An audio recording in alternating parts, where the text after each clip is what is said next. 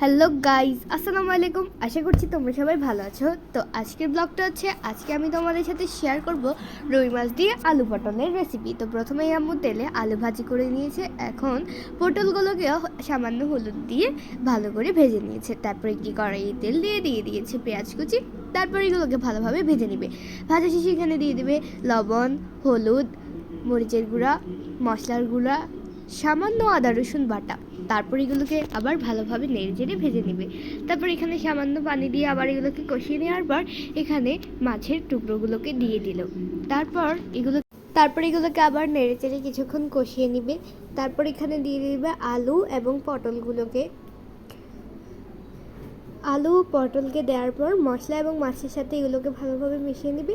তারপর এখানে পরিমাণ মতো পানি এবং কাঁচামরিচ দিয়ে কিছুক্ষণের জন্য ঢাকনা দিয়ে দিবে। কিছুক্ষণ এভাবে ঢাকনা দিয়ে রাখার পর এখানে দিয়ে দিবে টমেটো কুচি দেওয়ার পরে দিয়ে দিবে জিরা গুঁড়া। তারপরে কিছুক্ষণ কষিয়েই তৈরি হয়ে যাবে রুই মাছের রেসিপি।